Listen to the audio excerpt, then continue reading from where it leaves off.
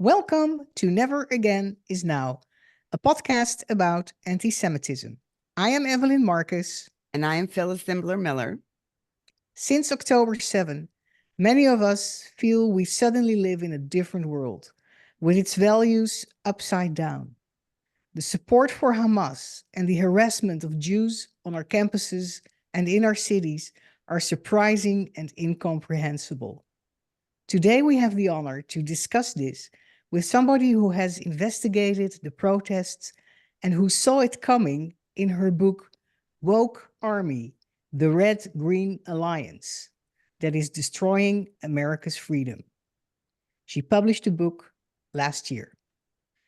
Asra Nomani is a former Wall Street Journal reporter and co-founder of the Pearl Project, which investigated the murder of the Jewish journalist Daniel Pearl by terrorists in Pakistan.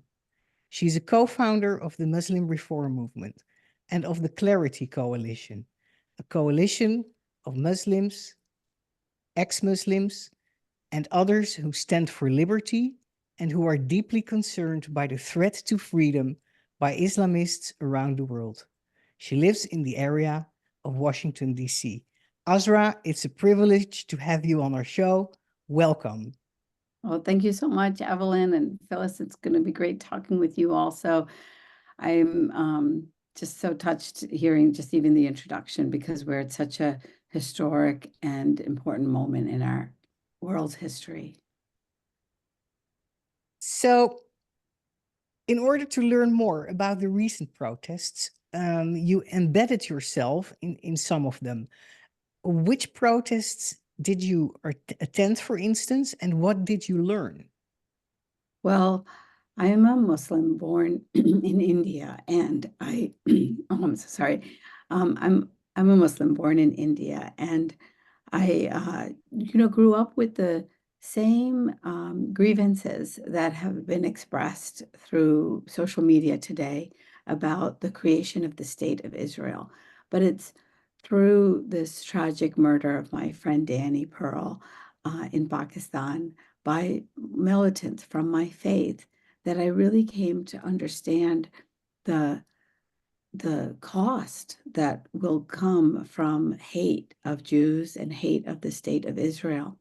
And so, Evelyn, when I woke up, on October 8th, like so many people around the world, just shocked by the tragedy and the just massacre of people in Israel, I went back in my memories to Danny's brutal kidnapping and murder in 2002.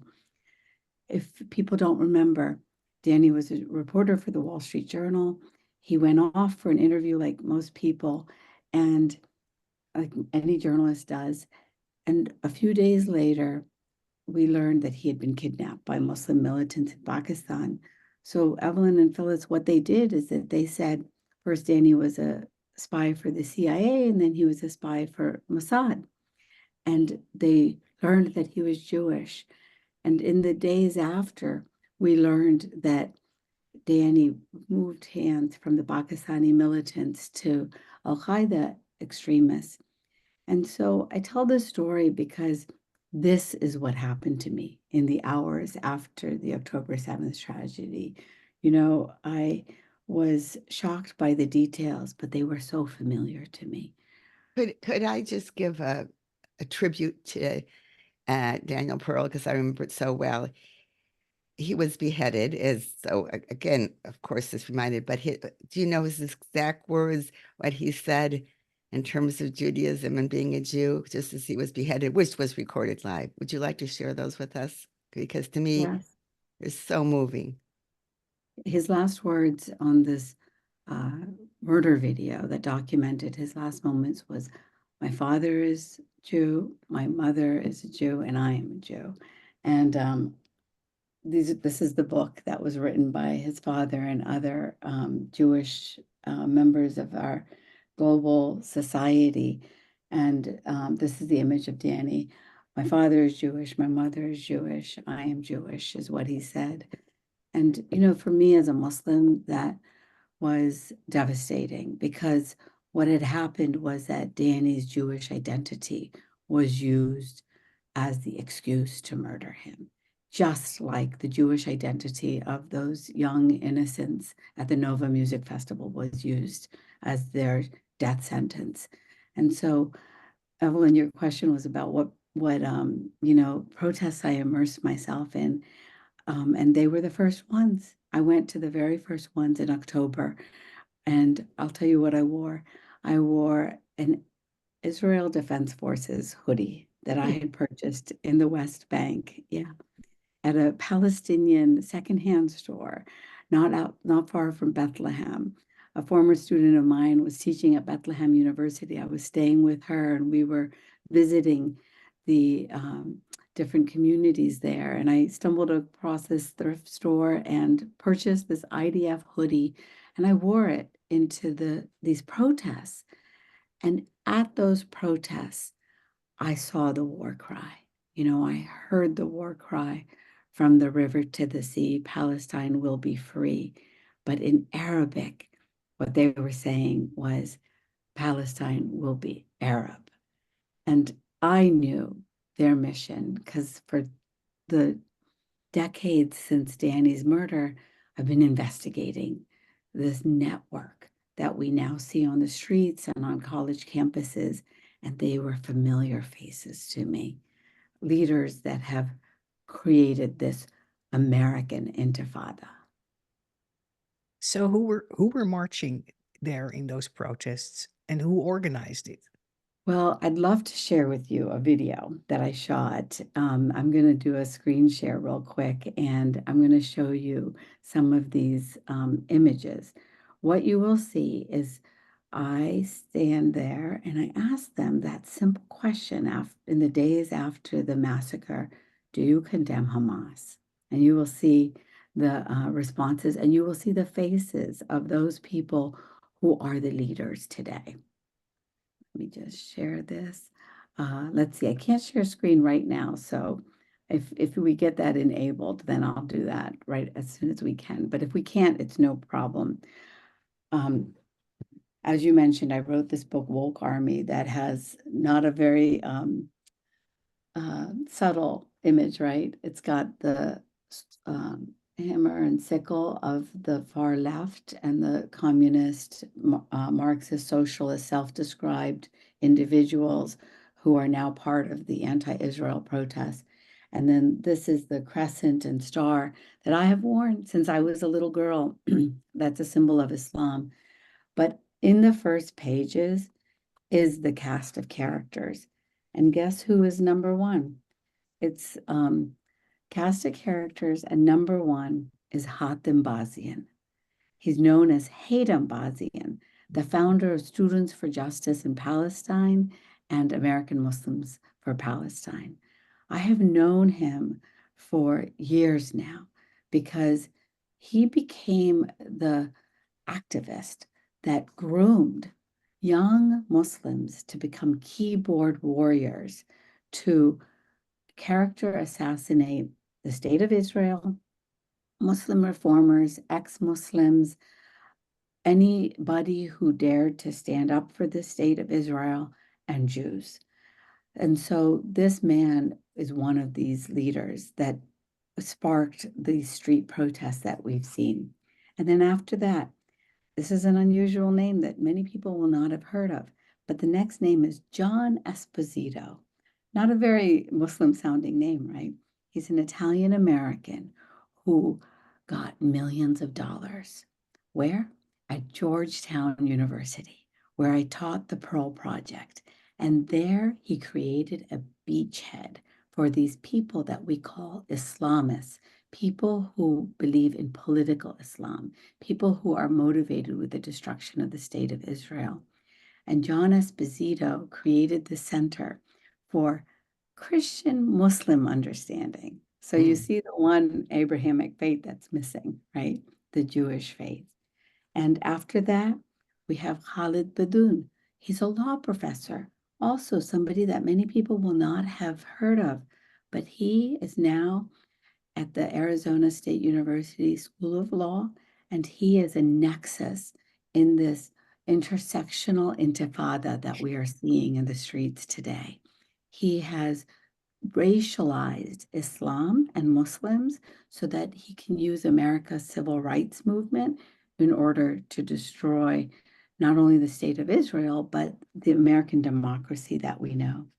Another name, Jonathan Brown, really, you know, innocuous name, right? Who is he?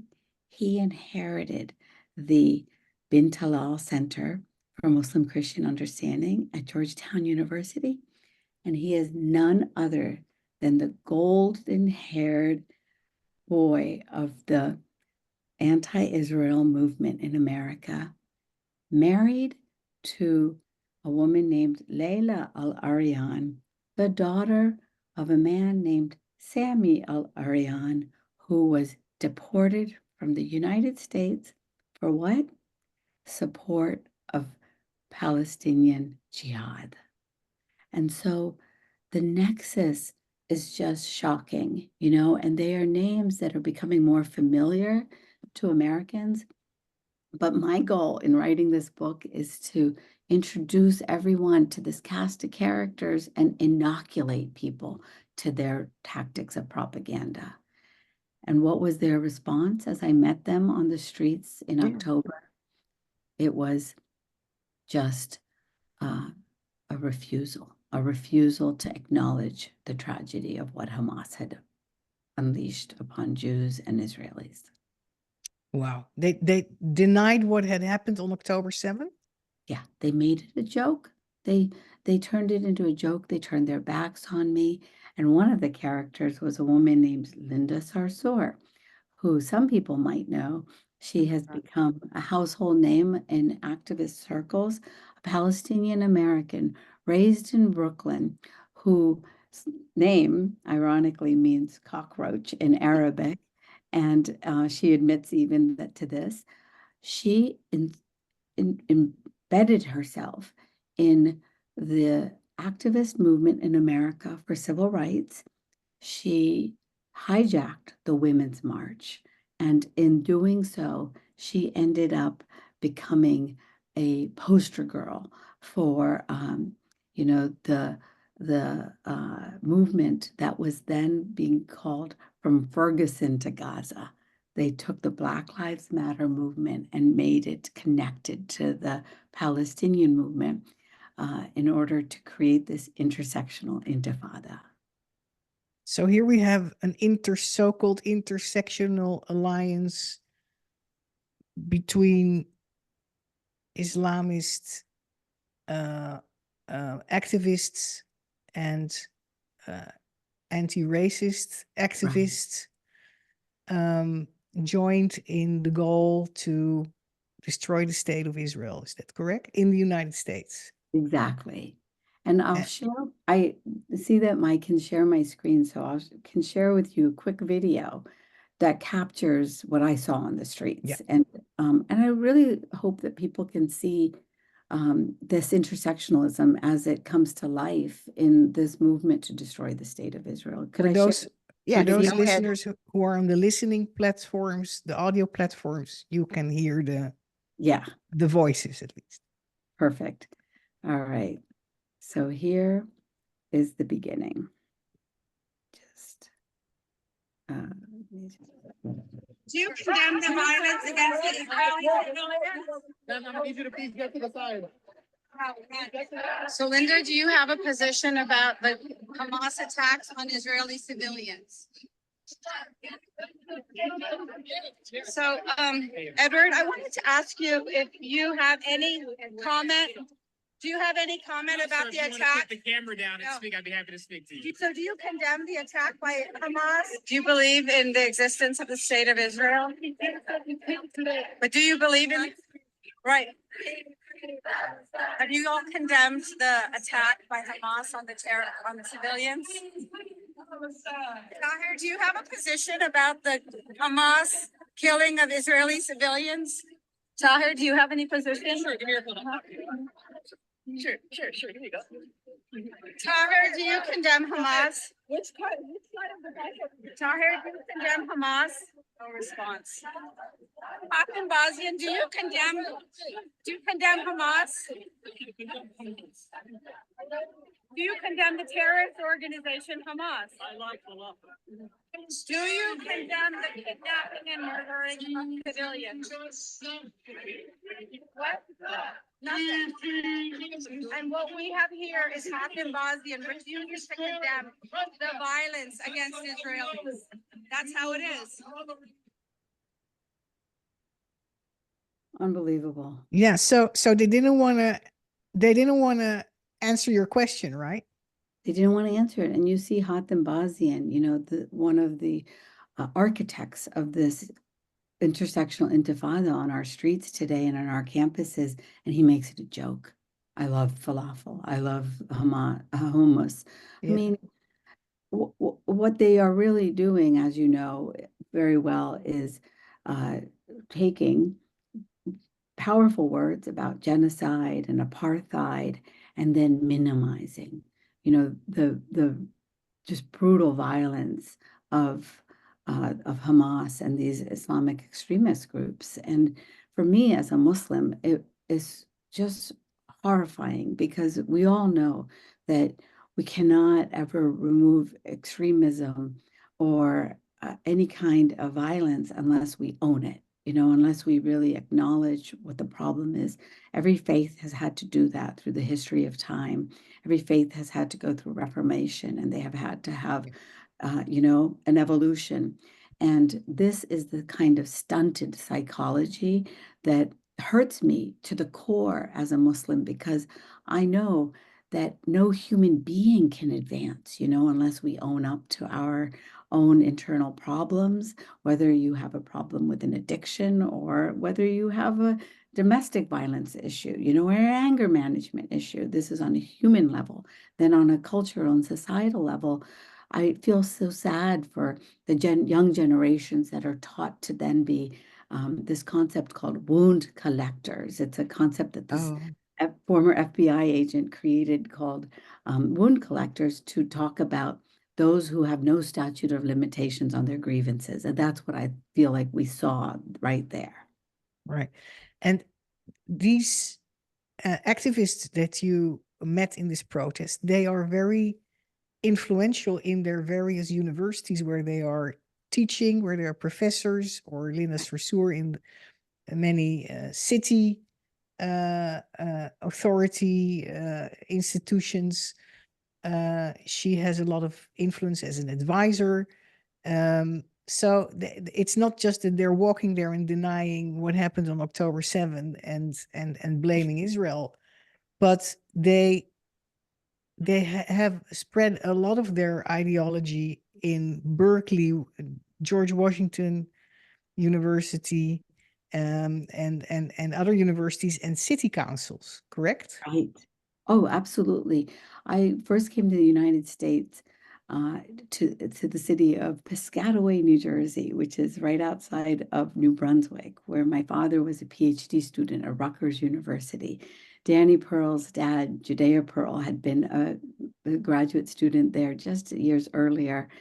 And now today, New Brunswick is a battlefront with its city council, because that generation that arrived in the 1960s, my family was the first generation of students that then arrived. And my dad was well-intentioned. He started the first mosque. He started even a Muslim Students Association.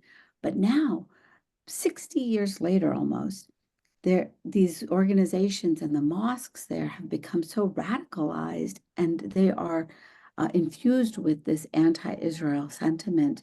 And what they have done is, from school boards to city councils, they have recognized the power of political influence, which we all know is an important part of our democracy. And through intimidation and propaganda and other tactics, they are passing resolution after resolution from New Brunswick to California and Massachusetts, you know, calling for this sentiment that is very anti-Israel and anti-Jewish. And I say anti-Jewish now very intentionally instead of just saying anti-Semitic, because it has been, a 2-decade meditation for me since Danny's murder. I called it anti-Semitic back then, but now it is against the individual Jew. It is against the Jew, and I want to be clear about that and not have any kind of semantics about it. And unfortunately, yeah, just like you said, city councils are passing resolutions. Ilhan Omar and Rashida Tlaib, two of the most powerful politicians now, put into office from the state of Michigan and Minnesota, as in Congress, through this woke army's efforts, have introduced a resolution also in Congress. And this is a little detail that many people will not know, but I knew it immediately as a Muslim. Evelyn and Phyllis, they got the number of HR 786, calling for, we think, it sounds innocuous, a ceasefire, right, in the war, but we know that it's actually a capitulation to Hamas. And they called it HR 786. And they used this numerology that I've known since I was a little girl, where 786 stands for Bismillah ar-Rahman ar-Rahim, in the name of God, the beneficent, the merciful. Wow. Yeah.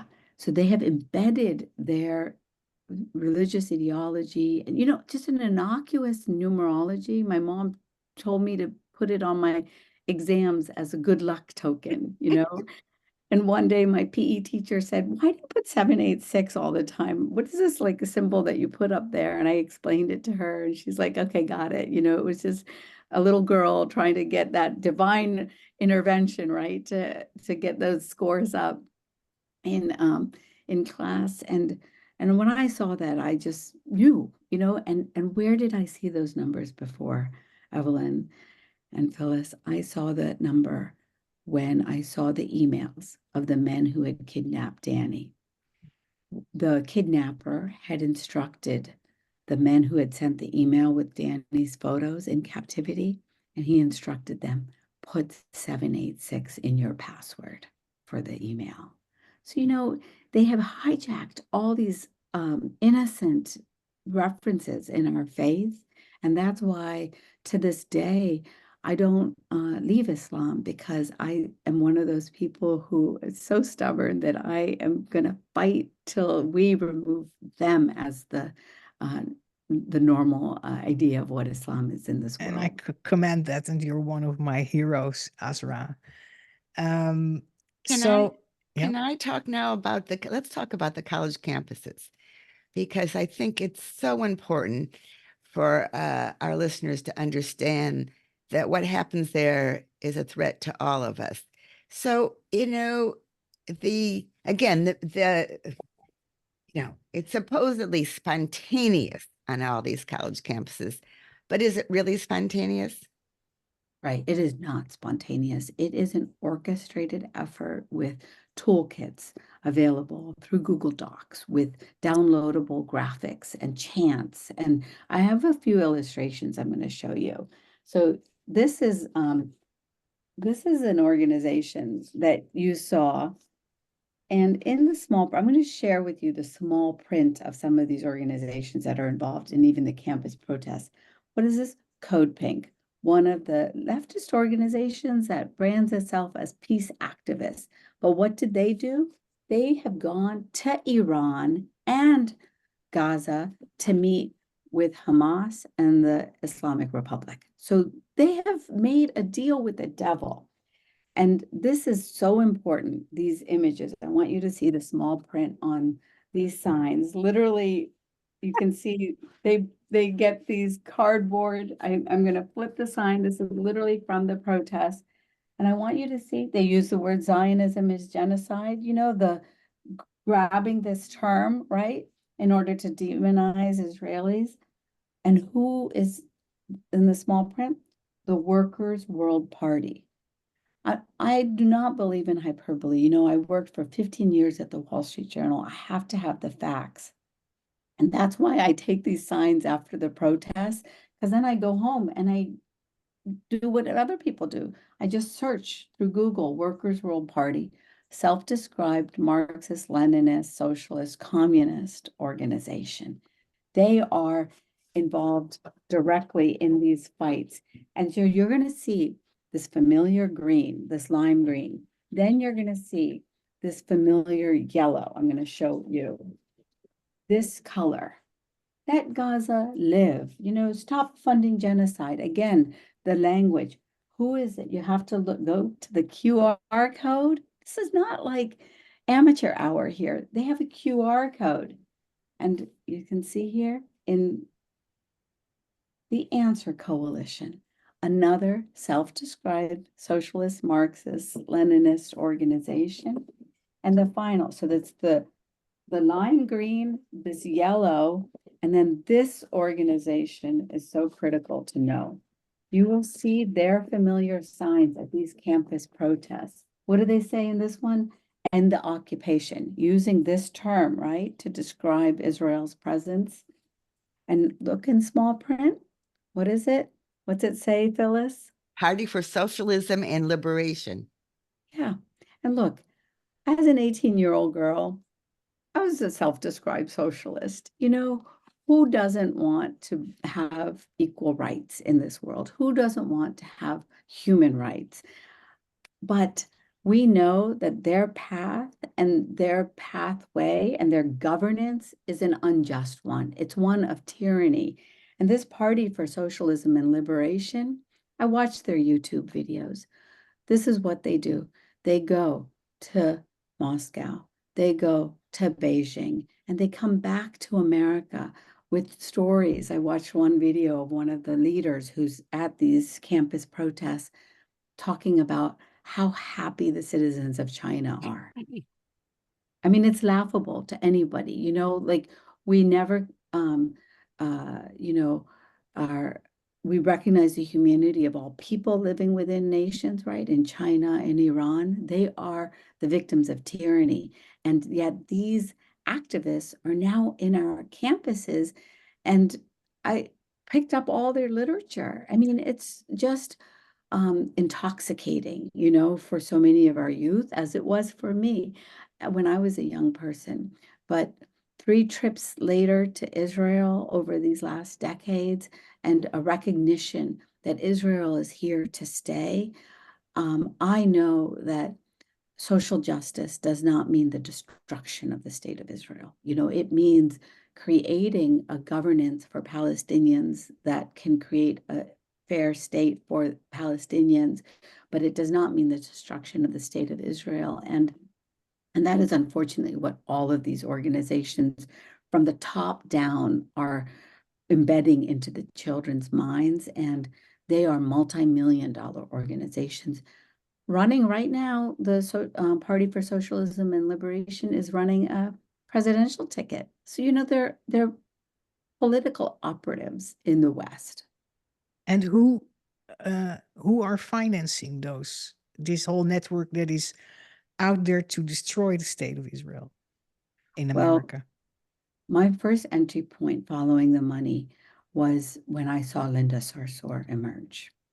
I knew her. I knew her from within my Muslim community before she became a darling of the profiles in the New York Times and among, unfortunately, folks who I considered like-minded among classic liberals. And to this day, I describe myself as a classic liberal feminist.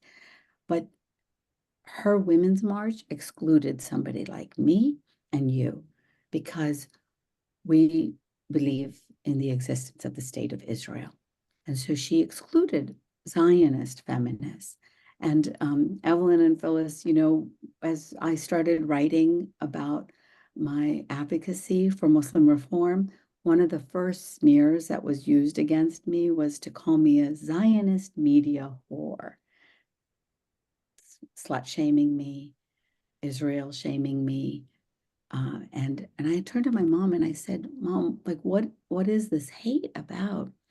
And she said, Masra, they're so angry with you because you dared to try to save the life of your friend, Danny, who was Jewish.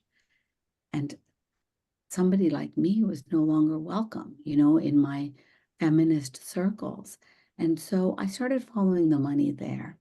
And I was really shocked as I looked to the grants that were given to the Women's March to see that our liberal bastions of philanthropy in the United States were now contributing to this cause that was spearheaded and led by an anti-Semitic, anti-Jewish, anti-Israel woman, Linda Sarsour.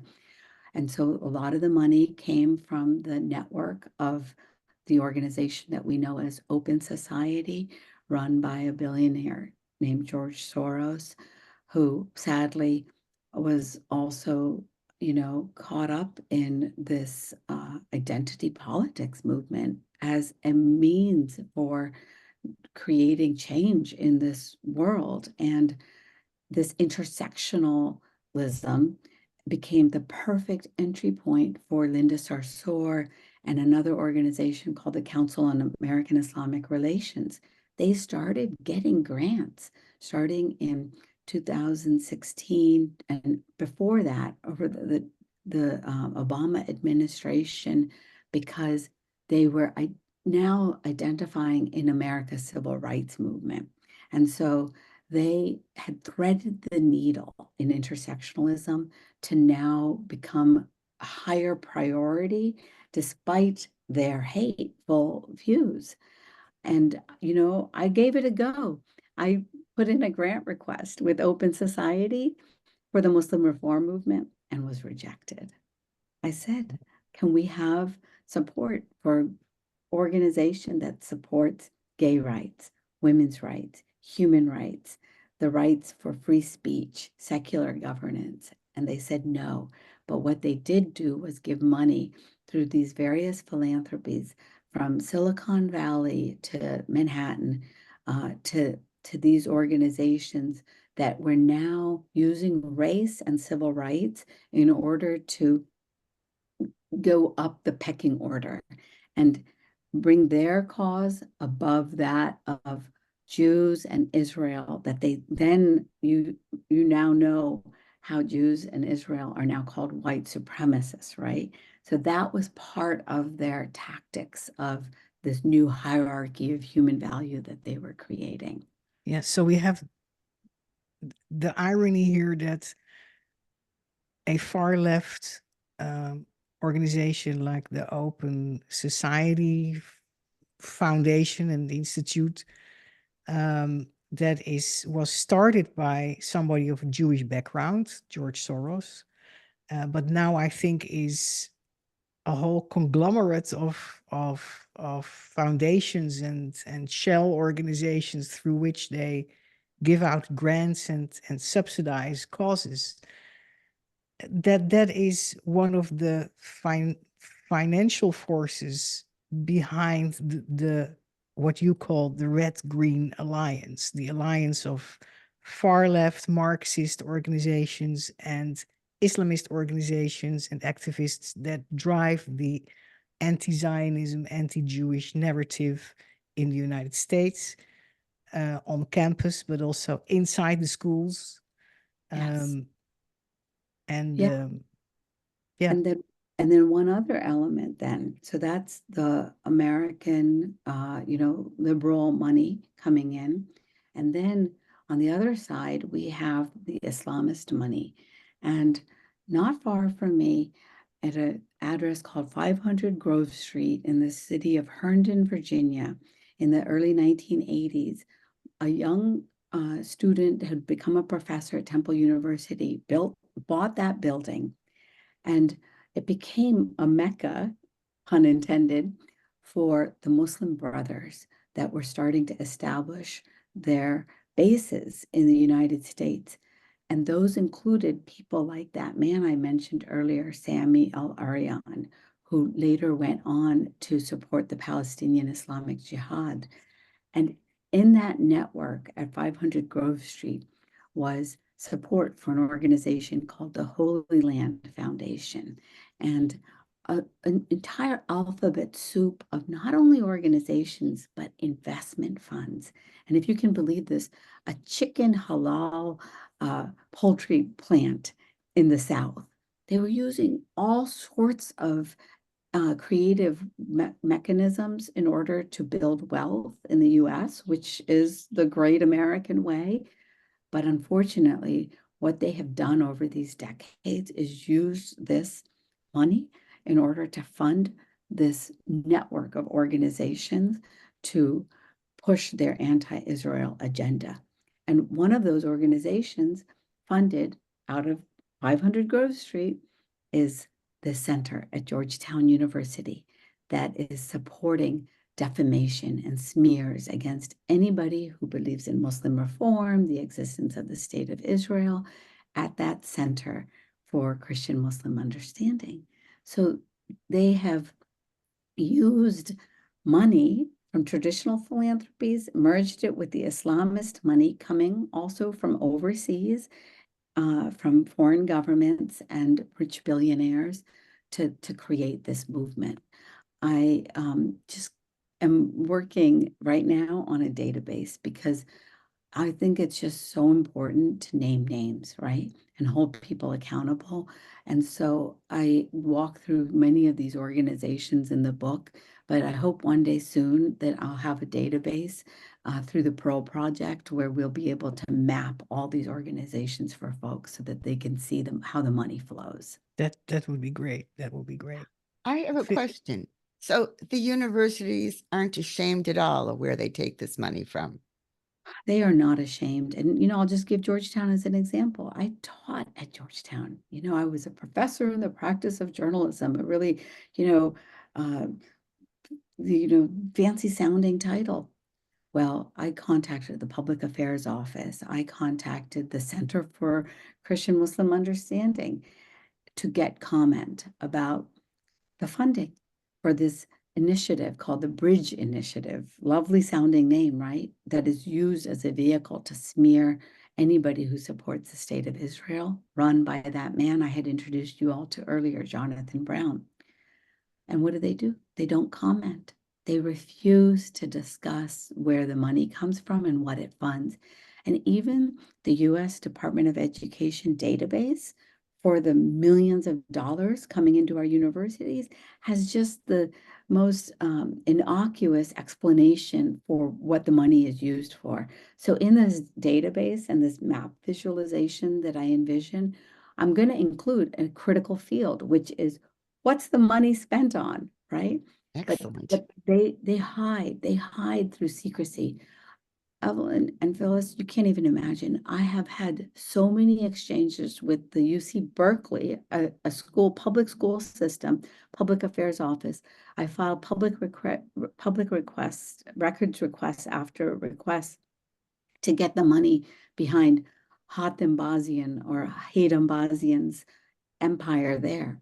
They just dance. They just do a real game of just obfuscation, and this I am so happy. Like what I am seeing today is my worst nightmare realized, but the awakening that is happening in America to these individuals that are part of this network and the questions being asked from Congress to podcasts like yours is my dream realized, because that has been my hope all these 2 decades, is that people would open their eyes and see this threat. And I am so sad at the hurt that it's causing, because I know just I know how painful it is for everybody who's watching and listening to see this hate expressed against a nation that you love and an identity that you embrace. And I just want to extend like my own expression of empathy and warmth and embrace to you, because I know how much it can hurt. It slayed me many times when they did this to me. I would lie in my bed in fetal position. And I just want to share with all of you, like what my mother told me one day when I was lying in fetal position in my bed. And my mom, she stood at the doorway and she said, Asra, you don't live in a village. You cannot allow shame to embed inside of you. Like, you must live without shame. And that's the message that I want to communicate to everyone who's listening and watching also, is be unapologetic, you know, in your love for your identity and your ancestry and your history, because when they steal that from you, then they steal your power and your echoing of your ancestry. So that's what I want to share just from my own experience. Thank you. Also Thank you. really I think beautiful. the Jewish community uh, can use that advice very well right Yes. now. Um, um, Ezra, why should we work to stop the woke army, the red-green alliance of the far left and the Islamists working on the minds of our students mostly, um, um, to turn against Israel and Jews, but maybe also other things? Why should we work to stop the woke army? How urgent is it, and how problematic is it actually? What's the scope of the problem we're facing, and why should we work to stop it? It is a matter of life or death For who? for Jews, for the state of Israel, and for the world as we know it, in the best form of democracy and human rights. And I will tell you what echoes within me. It has paralyzed me at some moments over these last months, especially during these campus riots. But then one weekend, as I was working in the garden, trying to understand what I was feeling, I understood. Danny Pearl was once a student at Stanford University. He was a student who walked that campus as a young Jewish man. Today, young Jewish men and women who are Danny's younger self are facing off against activists who are literally wearing the green headband of Hamas. That is what these 2 decades since Danny's beheading and slaughter have brought us in the United States. It is 6 decades in the making in America since my family first called the United States home. I have watched the incursion of extremist ideology in my community growing up, first in New Jersey and then in West Virginia. Women were separated from men at our festival buffet dinners for the marking of the end of Ramadan. I was forced to take a back door instead of the front door into my mosque in Morgantown, West Virginia, because of this ideology. And now they believe that they have free reign in the United States media, social media channels, and government in order to realize their one goal. Like, I just want people to recognize that I have seen it, I know it from living room conversations with couch jihadis, as I call them, to this intersectional intifada that we see, and the streets that I roamed in the West Bank when I traveled there. The goal is the destruction of the state of Israel. And so, if you believe, it's a very simple idea to me. Remove all ideas of providence or even religious ancestral claim. If we think of a creation of a state like Saudi Arabia or Qatar or Pakistan by map makers at some point in history deciding boundary lines, we must recognize that in 1948, that was done. And many wars have been fought by Arab forces. And much propaganda has been directed against Israel as a pariah nation. If we believe, as most people do, that all these other states in the world have a right to exist, this is a right that must be extended to the state of Israel. We must do whatever we can to create the entity that supports a civil, peaceful state of Palestine as is wished. We must create safety for the unborn generations in Israel and among those that are Palestinian. But my call to everybody is to overcome their own personal fears and shame. I know that struggle and I know their tactics. They will try to hijack your empathy in order to short circuit your prefrontal cortex and your rational thought. But please do the meditation. Please do the reflection. Never lose your humanity and your compassion for others. Always keep that, in your heart core, but be unapologetic, and recognize that it is a machine and a multi-billion-dollar network, I would argue at this point, that is directed at the state of Israel, and harness that moral courage, because the life that was lost in Danny's story is a story that has been repeated now 1,000 times over with those young people who were killed at the Nova Festival. Danny was a beautiful, beautiful human being. I think those that can watch us can see the memory putting a smile on my face, and perhaps those who are listening can hear it in my voice.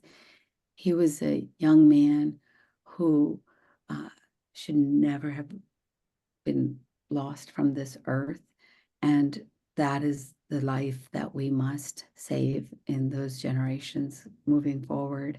And it is an existential threat that the Jewish people in the state of Israel face. And for those of us that are not Jewish, the threat is for a world of actual kindness, respect, and human rights, because that is what these movements will claim. And trust me, just like the Islamists killed the leftists when it came time to govern in Iran, they will do the same here. Feminists and leftists, socialists and Marxists will be the first to go. And nobody is safe from this scourge. And as a Muslim, I appeal to everybody to overcome any fear so that they can stand up to this woke army with moral courage. So I have a question, because we're coming to the end of our time. And I told you I would give you last thoughts, except that what you just said now are beautiful last thoughts. What can an individual do, or get together? Let's just talk. I believe in small steps, one little step at a time. So, we just said how huge the force against is. What can we do as individuals, or together with our friends or our synagogues or our communities, against the woke army? Well, first, make sure that you're educated about it, because I think that our empathy is hijacked quickly when we don't have intellectual confidence.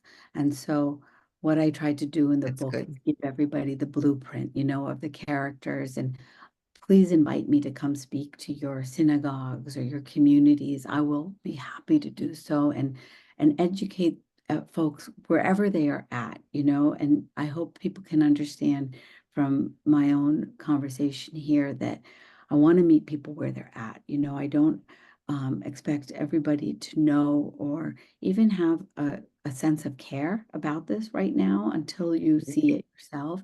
So be knowledgeable. And then, and this is what Martin Luther King also advocated in his nonviolent movement. I'm just following the script that he said, which was educate yourself, educate others. And then in this nonviolent movement, we have to stand up, to those that are miseducating the community and the world. And we have to call Congress. We have to write letters to the editor. We have to speak in living room conversations, speak from a place of intellectual knowledge now, right? Because we've been educated And if you have the ability to go into the streets and onto the campuses, please do so, because one, it will help you see for yourself what it is that I've tried to share. And then you can stand up as a physical force against that indoctrination and against that miseducation. Support the young Jewish students that are on these campuses bravely as journalists and activists. Every campus now has a Jewish organization that is standing up. And so find them, support them. I think that's the best thing that we as quote elders can do now also, is empower them. As you know, this woke army is happy to exploit youth, and indoctrinate them in order to do their dirty work while they work from behind the scenes, just like the Hamas leaders in safety. And they don't care about the lives ruined, the futures lost. They just want their own mission realized. And so that's what I encourage. And of course, continue to listen to this wonderful podcast, because what I know the two of you do every time you have a guest is try to educate people. So please share this podcast with everyone, not only this episode, but every episode, because I know this is your mission, and you are both also just so critical in countering the war of ideas, right? My Yeah. son, when at one moment when they were really coming after me, I wept in my car, and my son I had to pull over because my tears, I couldn't even drive through my tears. They had come after me, and they'd come after Danny, and with their smears and character assassination. And my son put his hand on my shoulder and he said, "Mom, they're terrorists of the mind." And Ooh. so, yeah, I thought, boy, that really captures it. We may be safe from where we're listening to this podcast, where we're participating in it, but as you know, bad ideas cross borders and cross Very this easily. is our minds. And so don't allow them to terrorize your mind, most of all, and And stand up for the goodness. and to arm ourselves. I so agree with you. Educate yourself about, and your book Woke Army was so helpful for me to gain that knowledge, to get that knowledge, that helps me so much in my discussions with other people, when we discuss what is going on campus, or when we discuss the situation in Israel and how people think about that. Also, I paid a visit to a campus in Los Angeles, to UCLA, while the encampments was still there. And I learned so much from just, as you said, from just taking a look at it. I got a pamphlet handed out to me immediately that called for a worldwide revolution against capitalism. And I thought, what is this? I thought they were protesting Israel, but they were protesting America. They were protesting everything that we consider liberal values. And so I was shocked to learn that. I would have never known if I wouldn't have gone there and see it with my Right. own eyes. Yeah, And when you how, see it with your, like, that's what's so critical. And I appreciate that word. I had to really meditate on it years ago, the word of witness. But be a witness, be a witness to the truth. And I applaud you for doing that, because I'm sure you were afraid also. I'm sure that you had to at least reflect upon fear, right? And whether it would paralyze you or not, but you didn't allow it, and you went, and now you're a witness, and that's so powerful. Yeah, you can say, I saw it. This is not secondhand. Evelyn Right. gave me I did get the report from Evelyn, and I was very impressed that she went and the people she talked to.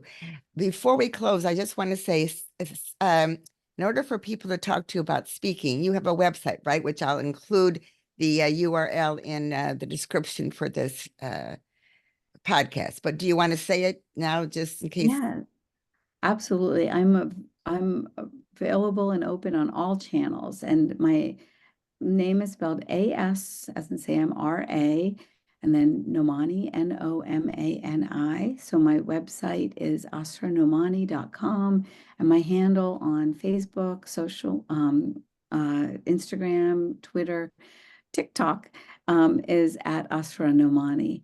I'm on LinkedIn, and I appreciate being tagged. I love getting direct messages. My email is asra@asranomani.com. Email me directly, and love to set up a time to be able to talk to your group and your community wherever you are. Thank you. Thank you for this amazing, amazing interview. Thank our guests. Our guests and our listeners, especially our listeners listening to this episode, because I think they will learn a great deal. And for those of you who want to know more about Evelyn and myself and our work, go to Never Again Is Now podcast at YouTube, Spotify, and Apple Podcasts. And iHeart. Yes, new iHeart. And as we end every podcast, we say, please speak up against anti-Semitism and all hate.